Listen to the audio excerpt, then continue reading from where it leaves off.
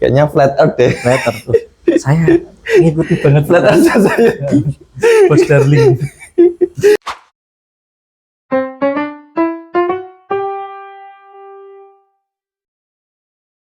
Kita kembali lagi bersama Nur Arasy. Jadi kali ini kita akan melanjutkan obrolan, tapi sekarang kita akan ngobrol tentang sejarah mungkin atau apa? Kayaknya flat earth deh. Flat earth tuh. Saya ngikuti banget Flat earth saya. Bos Darling. Tapi emang flat earth dari awalnya, dari kapan sih kok tiba-tiba ada ya?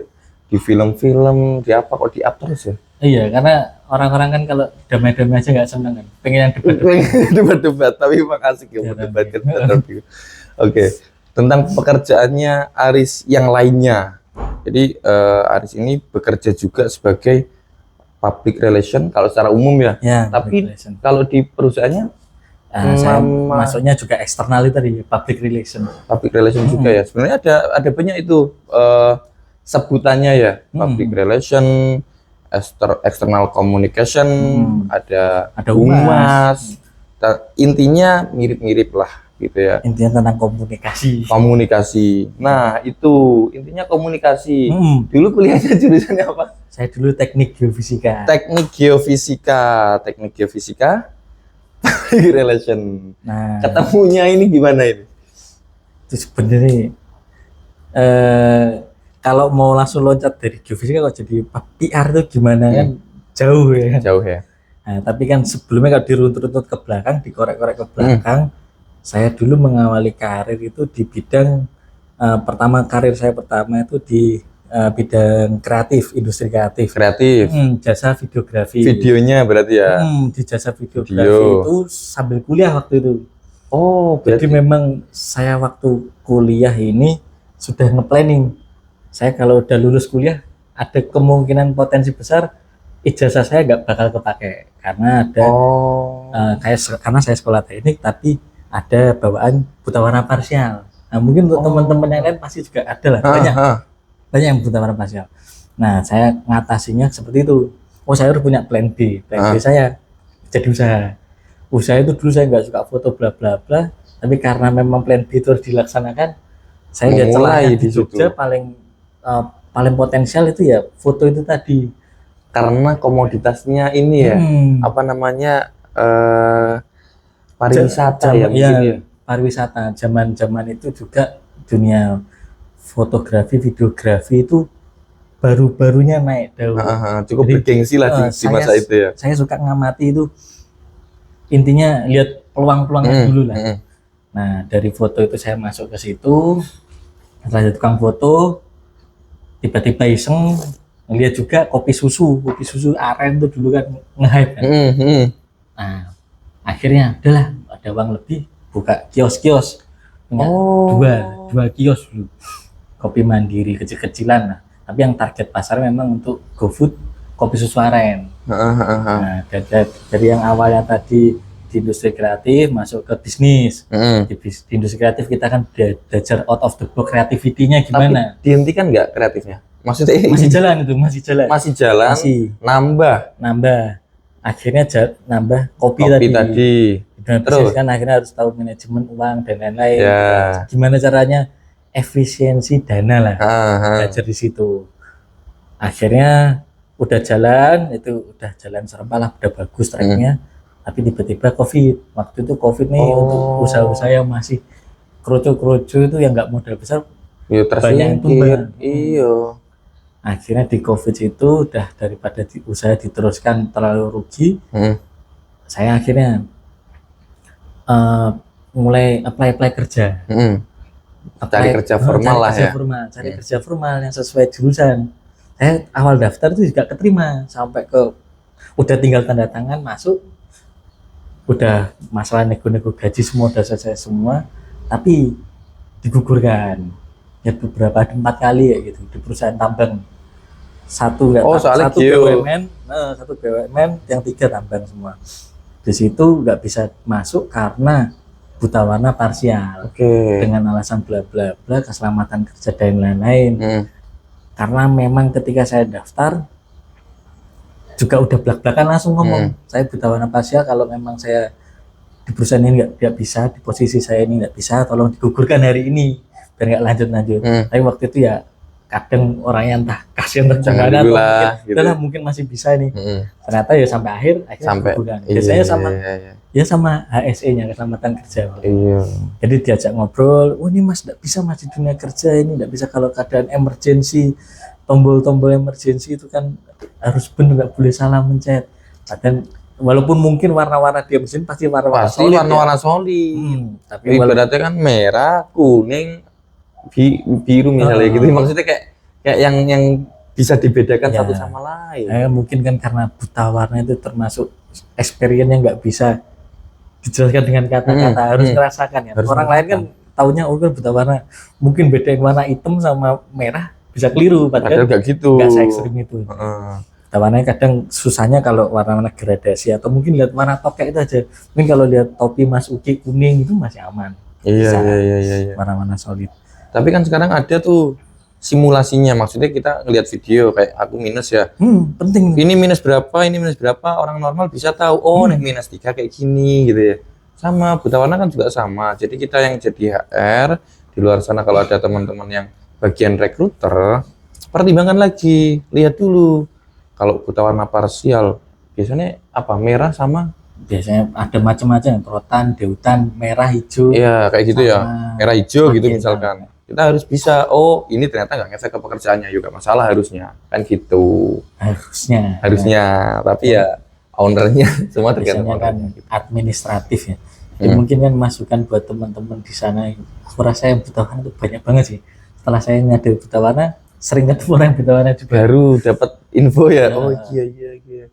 Jadi kalau ada kendala-kendala seperti itu, sepertinya jangan langsung ciut lah, jangan langsung mikir, oh enggak bisa. Insya Allah tetap ada jalannya lah. Insya Allah pasti ada jalannya. Yang penting persisten, nggak gampang nyerah. Nah, salah satunya mungkin ada juga orang-orang buta warna itu kan menyembunyikan, takut nanti. Malah gak pengen publik tahu lah kalau dia buta biasanya warna kayak gitu. gitu. Tapi selama saya menjalani, kadang di dunia teknis itu juga peta-petanya itu penuh warna juga kan. Simbol warna itu mengartikan sesuatu gitu. Nah, di situ kalau kita buta warna tapi di dunia teknis atau dituntut untuk mengetahui warna, malah lebih enak kalau terbuka. Kalau ini menurut saya pribadi, terbuka hanya teman kita kasih tahu aja lah, atau mungkin nggak perlu lah keluar-keluar. Cuma kalau kita nggak tahu warnanya, tanya aja. Betul. Tapi biasanya tuh untuk posisi yang warna-warna yang sangat susah lah. Kalau saya lihat batu itu mineral itu kan yang susah biasanya warna-warna alami. Kalau warna-warna komputer semua itu masih biasa-biasa aja ya. Kendala. Tapi fun fact-nya adalah buta warna itu hampir hanya laki-laki ya. Ini Perempuan manifestasinya atau dampaknya itu adanya di laki-laki. Perempuan cuma sebagai carrier. Jadi berarti pembawa kromosom buta warnanya doang. Berarti kalau misalkan punya anak perempuan gak buta warna, tapi anaknya lagi kalau laki-laki bisa jadi ya silang kan, dia kan F1 F2 nyilang gitu terus. Oh gitu toh. Kalau dari ibu carriernya kemungkinan buta warna berarti yang cowok. Kalau yang cowok buta warna, Anak mungkin perempuan. lanjut diturun anak perempuan yang menjadi carrier. Tapi anak cowok-cowoknya aman. Silang terus ya, cowok cewek. Jadi laki-laki ke laki-laki malah enggak ya? Nah. Atau enggak selalu? Enggak sih, aman sih. Kalau silang kalau secara biologis teori. Iya. Oke. Setelah itu akhirnya daftar kerja karena kesandung buta warna itu nggak keterima. Nah, tapi waktu itu di COVID ini kebetulan kan jasa video saya masih jalan, masih ada lah orderan gitu kan, kegiatan event-eventnya. Kebetulan waktu itu saya bawa dinas Solo, saya pergi ke ini acara outing, pergi ke Bandung.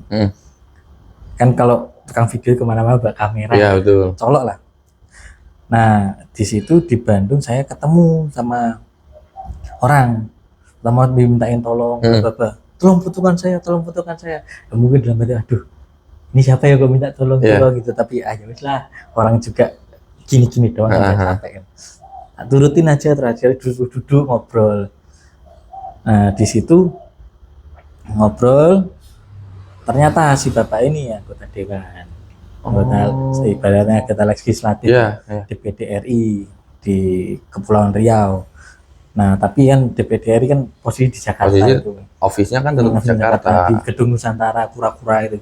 Oke. Nah akhirnya di sana baru ketemu, entah feelingnya gimana, ngobrol bla ngobrol setengah jam langsung tawarin, kamu mau ikut kerja saya jadi staf ahli. Nah di situ saya masuk ke politik. Bisa dibilang berarti momen kliknya adalah ketika ngefoto kan? Atau iya, itu ya? Momen kliknya sebenarnya lebih ke sini.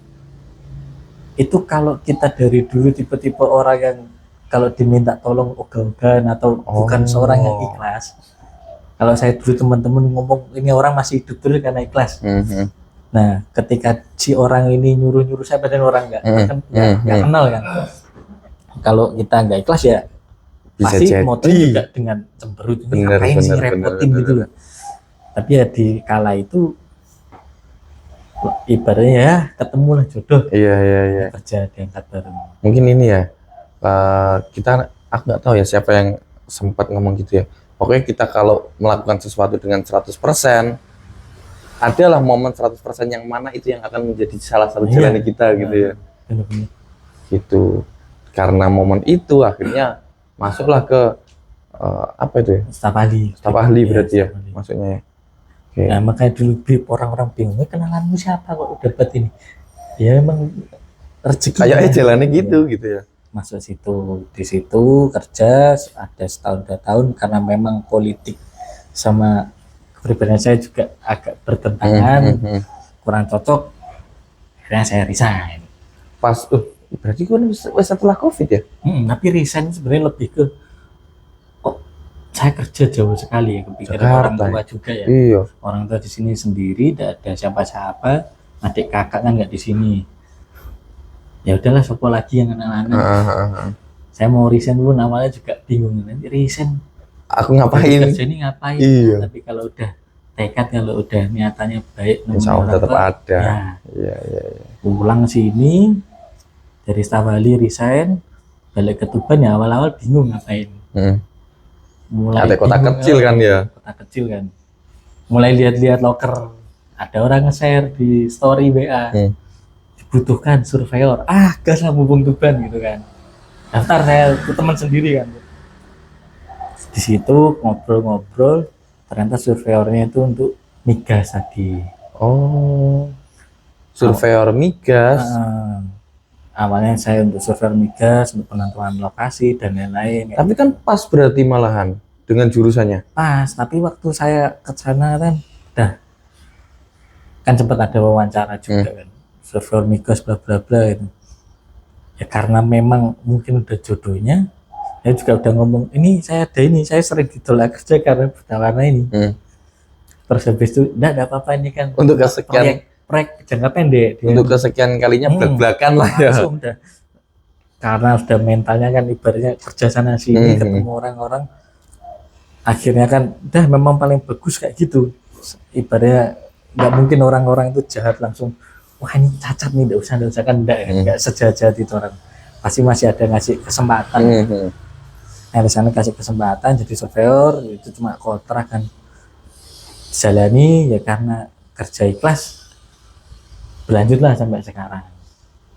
Berarti itu awalnya proyek awalnya proyek doang, cuma pas finish proyek di up malahan diganti di mutasi. Udah proyek selesai, waktu itu tahun pertama itu proyek selesai, terus kan ada masa tunggunya. Biar saya nggak kemana-mana, dikasih ini diikat lah pakai standby, jadi dijadikan karyawan tapi standby. Iya. Standby on call. Itu masih di surveyor bla bla bla. Terus akhirnya karena memang backgroundnya tadi, kan kalau tanya lu ini geofisik masuk ke migas kok malah jadi PR. Iya. Karena lika-likunya tadi, itu komunikasinya terbentuk. Nah, karena memang di dunia PR itu kita harus kombinasikan antara satu kan, kita harus kreatif. Ketemu orang-orang ini harus kreatif. Gimana caranya kalau PR nih mau ngobrol misalkan ketemu sama siapa-siapa, kita harus menyesuaikan frekuensi dulu. Betul. Kita ngomong sama masyarakat bawah ya harus jangan kelihatan lebih tinggi, jangan Iya. kelihatan lebih rendah. Harus Sefrekuensi. menyamai akhirnya. Misalkan harus pakai bajunya tani, Ya. pakai baju Ya wes, tani, nyantai. kayak gini. Misalkan suatu saat ketemu dengan Pemkab atau stakeholder, kita harus formal, Harus ya, menghargai. formal. Iya. Harus mengetahui posisi lokasinya. Kreatif tuh dituntut di PR tuh salah satunya untuk menggali obrolan dan lain-lain. Kita kan nggak mungkin mau langsung datang terus aku mau ini, Iya, nggak bisa. mungkin. Harus sana sini dulu. Kan nggak ada ikatan nih. Bahkan pertemuan pertama kalau kita gagal mengungkapkan keperluan kita, ya kita jangan paksakan. Itu mungkin di PR, gimana caranya komunikasi itu kita nggak kok minta-minta, tapi nggak kok juga nodong. Kalau dari prinsip saya seperti itu perlu yang namanya kreativitas. Tapi kan kalau kayak gitu kan juga harus mempertimbangkan secara cost bisnisnya gimana. Iya, soalnya kelamaan lebih jadi gitu makanya kalau oh ini kita melakukan ini secara keuangan nggak efisien, Nah, itu tadi dipelajari yang jualan kopi tadi. Terus ketemu PR-nya itu lagi, ada satu lagi Samsung, kita kan ketemu sama stakeholder pemerintahan. Kita kan harus tahu administrasinya dan juga hukum-hukumnya. Nggak iso tiba-tiba datang misalnya gitu kan. Alhamdulillahnya dulu ketika jadi staf tenaga ahli, saya kan sering berhubungan dengan ibaratnya aturan-aturan, pasalnya berapa, permennya gimana. Jadi oh ini menurut dasarnya ini kita harus larinya ke ABCD gitu. Misalkan oh saya mau melakukan sosialisasi tentang apa tentang misalkan tanah atau tentang permasyarakatan atau tentang pengabdian masyarakat, saya harus ngerangkulnya sama siapa. Itu kan disitu harus tahu administrasi itu penting. Gimana pun memang stakeholder yang ada di daerah itu adalah yang memiliki ibaratnya tuan rumahnya, kuasa lah ya. Kita harus bukan kuasa ya, lebih ke kolaborasi, semuanya kolaborasi. Jadi kita samakan, kita punya kelebihan apa sama stakeholder kelebihannya apa, kita gabungkan. Tujuannya satu untuk masyarakat semuanya. Iya benar. Intinya kan gimana caranya kegiatan ini punya manfaat yang sebaik-baiknya. Iya benar. Di situ juga. Berarti PR itu kalau secara linear teman-teman kuliahnya apa harusnya? Harusnya kuliah PR itu komunikasi ya mungkin ya? Komunikasi. Cuman komunikasi itu kan kalau saya dulu zaman moto itu teman-teman juga dari komunikasi ya. Komunikasi kan ada yang komunikasinya jurnalis atau mungkin komunikasi visual dan lain-lain, itu kan banyak. Komunikasi itu kan nggak cuma verbal. Iya. Visual dan bahkan gerakan itu termasuk komunikasi. Iya, baju saya seperti ini termasuk salah satu bentuk komunikasi. Iya, benar. Siapa tahu ada maksud lainnya. Berarti belum tentu ya komunikasi langsung ke PR ya?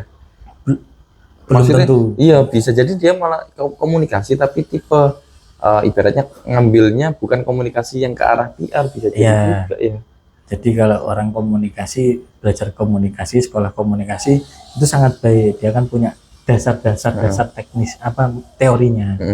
Tapi ketika kita menerapkan komunikasi itu, penerapan itu semua balik lagi ke kepribadian. Komunikasi itu harus hati ke hati. Iya benar. Kalau kita melakukan komunikasi tidak dari hati ke hati, ya kita kayak dosen. Iya. Yang penting ngomong kayak gitu ya mesti ya. Di komunikasi itu teori-teori itu mempermudah. Tetapi untuk pelaksanaannya itu balik lagi ke dari kita hati sendiri. Gimana cara kita nyentuh hati lawan bicara kita? Kalau di perusahaan kita kesampingkan komoditasnya ya, kita kesampingkan komoditasnya. Public relation itu secara umum sebenarnya ngapain? Kalau di tempat saya lah ibaratnya. Jadi secara umum ya kalau di dunia migas kegiatan kehumasan itu kan sudah ada PTK-nya. PTK ini panjangannya lali aku. Pokoknya kalau kehumasan itu ke PTK 17 yang sudah diatur mengacu pada Permen dan Perpres tahun 2017 tentang kehumasan, itu semua ada aturan-aturannya tentang kehumasan. Kalau hubungan dengan masyarakat bagaimana, terus kehumasan yang berhubungan dengan stakeholder atau pemangku kepentingan atau ibaratnya pemerintah itu bagaimana, terus komunikasi dengan media itu seperti apa. Nah, semuanya sebenarnya aturan main sudah diatur oleh SKK Migas. Untuk penerapan dan komposisi dari divisi-divisi eksternal tadi atau divisi humas PR, itu balik lagi ke kebijakan masing-masing perusahaan. Nah, perusahaan saya kan ikutnya termasuk di K3S, KKS, atau mungkin sebutannya profit sharing kalau bahasa internasionalnya.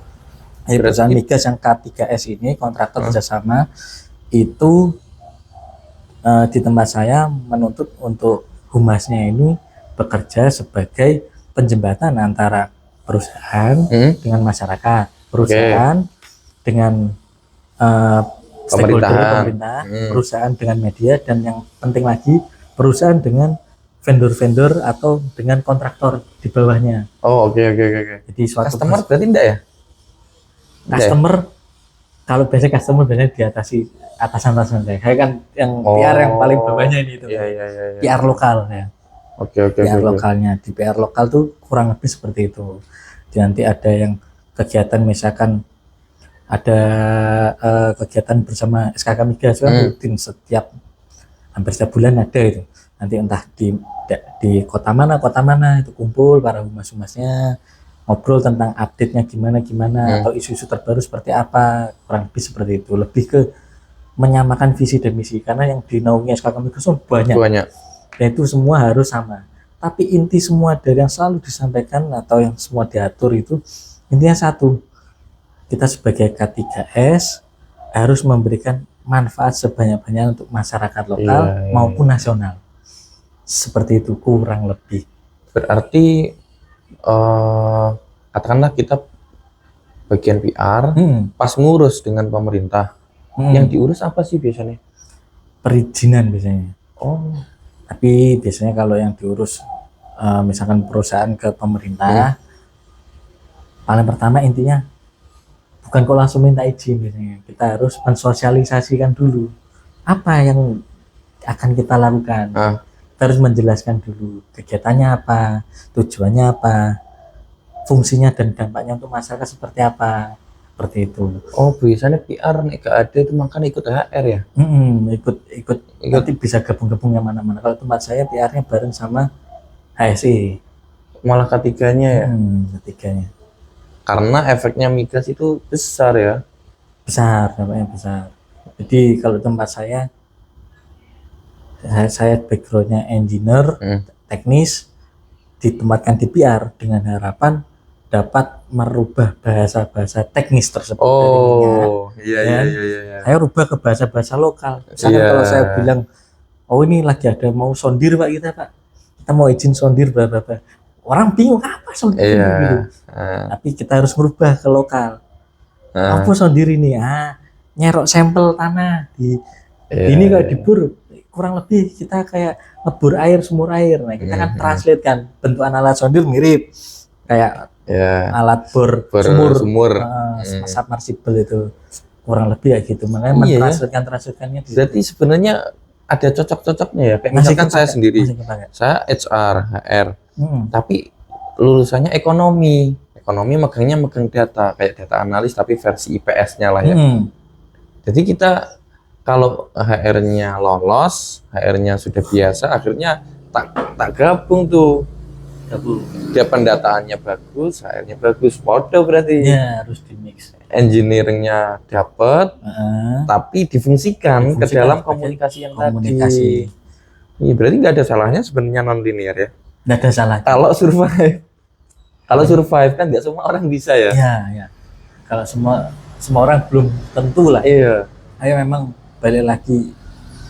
Saya rasa PR itu memang harus yang bisa komunikasi itu hati ke hati tadi. Walaupun sama stakeholder itu bukan kok cuma kita ngobrol antara mengkaitkan kaku surat menyurat dinas apa gitu ya? Dihubungkan dengan perusahaan kita itu bukan. Enggak kayak gitu ya. Kalau bisa ya kepala dinas sana atau pihak perwakilan dinas bersama kita udah kayak temen.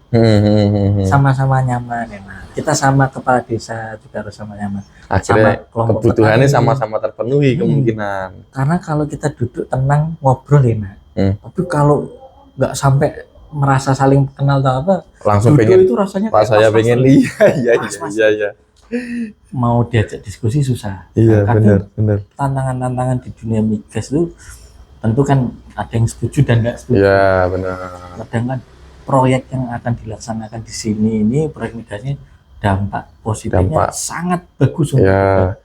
Bahkan saya sering angan-angan saya sering ke Pekanbaru itu, minggu lalu kan habis ke Pekanbaru, selalu ngeliat Tuban tuh bisa nih semaju Pekanbaru. Pekanbaru gede karena ada blok migas yang sana, ada PHR sekarang. Dulu kan dari Caltex berubah jadi Chevron, terus terakhir punya PHE itu.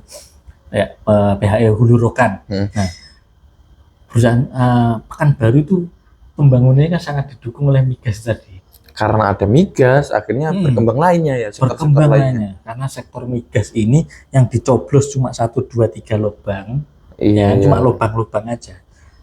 Dan tapi juga efek karbonnya pun nggak terlalu besar, masih bisa ditolerir. Tetapi dampak ekonomisnya sangat tinggi. Kalau dampak ekonomi tinggi kan udah jelas pajaknya untuk daerah. Bagaimana? Ya. Selain pajak penyerapan tenaga kerja. Dan juga yang penting itu CSR untuk masyarakat. Iya. Terus perdagangan di sekitar situ pasti naik juga. Pasti toko-toko ada muncul, makanan. Mungkin itu nilai positifnya di situ ya, mungkin ada kekurangannya. Tapi nggak semua orang lihat itu. Kadang-kadang cuma lihat kekurangannya. Mungkin kan ada yang bilang, oh ini kalau ada pabrik lahan pertanian atau lahan hijau berkurang. Tapi memang kan ada aturan-aturan yang harus dipenuhi dari pengadaan kegiatan migas itu. Ketika kita menggunakan lahan sekian dan menimbulkan emisi karbon sekian, kita harus mengganti dengan penghijauan dengan luasan sekian dan jumlah tanamannya berapa. Sudah ada matematikanya lah ibaratnya. Ada semua. Dan kalau nggak lolos termasuk di dunia migas itu sangat ketat, Bang. Untuk masalah lingkungan itu, waduh ketatnya memang. Perizinan itu bisa bertahun-tahun sampai sekarang kan perizinan. Nyicil lah ibaratnya perizinannya. Nyicil perizinannya itu nggak selesai. Karena saking detailnya. Karena memang tujuan dan ibarat sangat standarnya itu tinggi. Dan kegiatan main-main cawe-cawe itu tidak ada, semua dilakukan dengan tertib, satu dipenuhi, kurang lebih seperti itu. Nah, makanya itu saya sebagai putra daerah, ada calon besar di sini juga sangat mendukung kegiatan ini. Jangan hanya lihat negatifnya lah ibaratnya.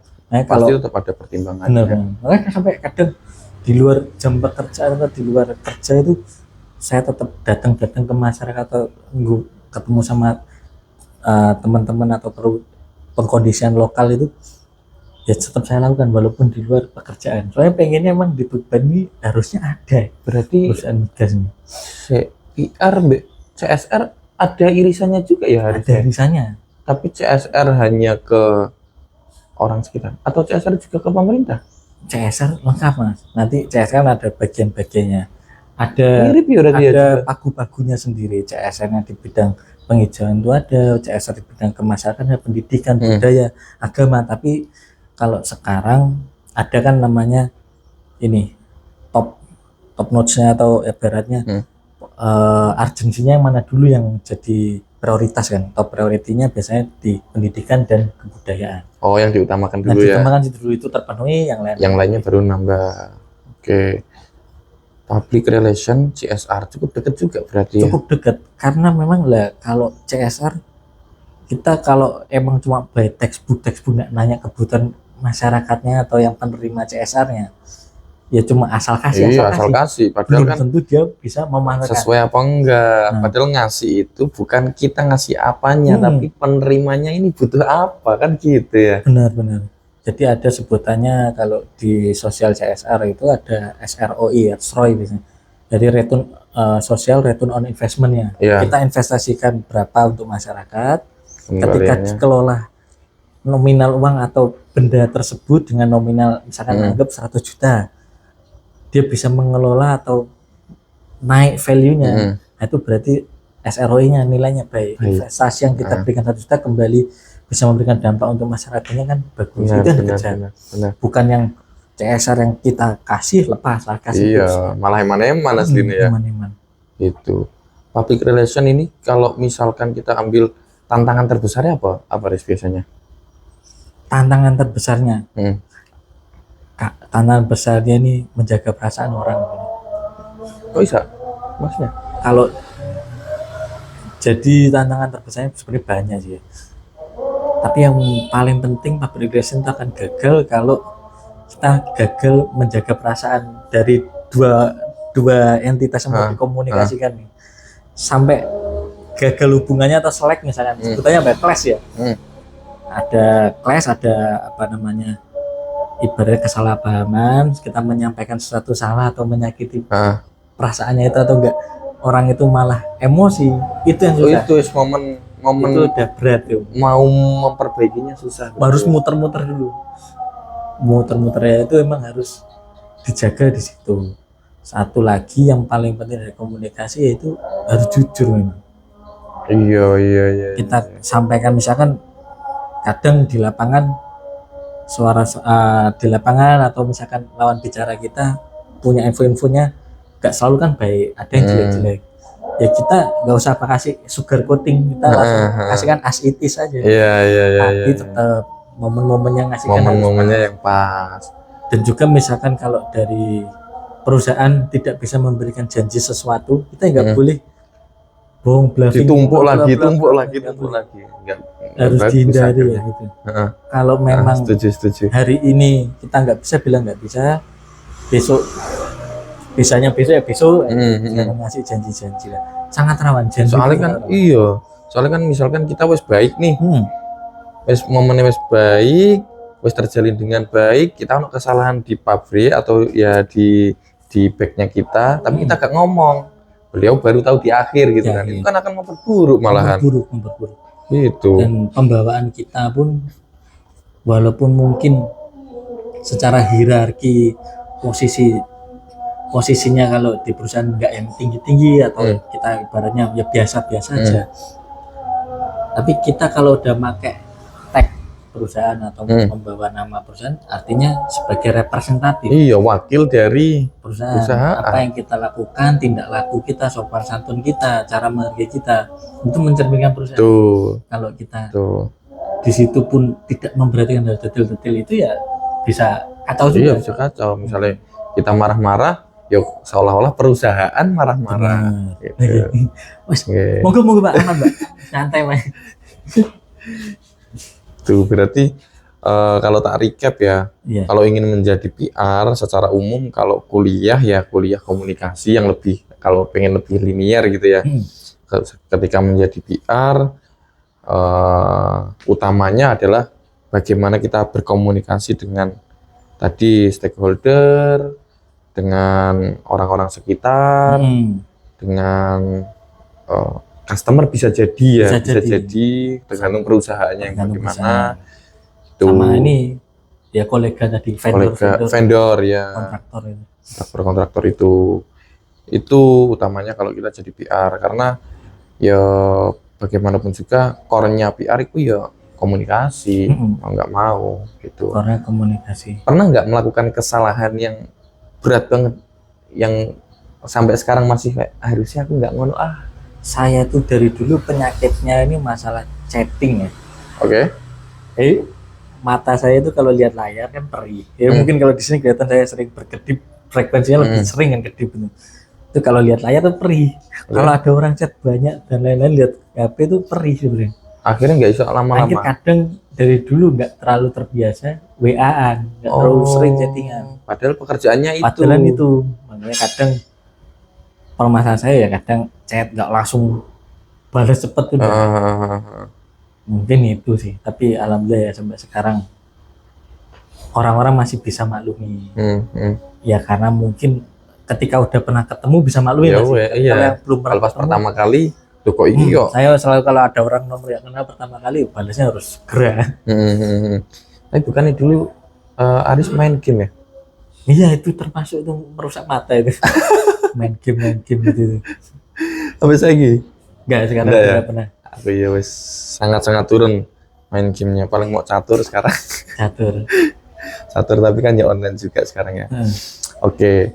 Untuk teman-teman di luar sana yang pengen jadi PR, yang mumpung baru mau lulus lah ibaratnya, baru mau lulus, pesannya Aris apa? Baru mau lulus dari komunikasi ini misalkan, Eskom ya kalau nggak salah ya. Harus selalu bisa adaptatif, ya harus selalu bisa naik turun, frekuensinya harus selalu bisa menyesuaikan frekuensi lawan bicara. Orangnya adaptatif berarti ya. Adaptatif.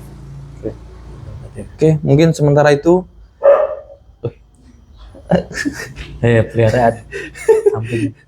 Oke, sementara itu mungkin semoga dengan apa yang kita pelajari hari ini bisa menjadi dampak bagi teman-teman di luar sana yang menjadi pejuang karir utamanya untuk jabatan public relation kalau memang sudah ada gambaran ke sana.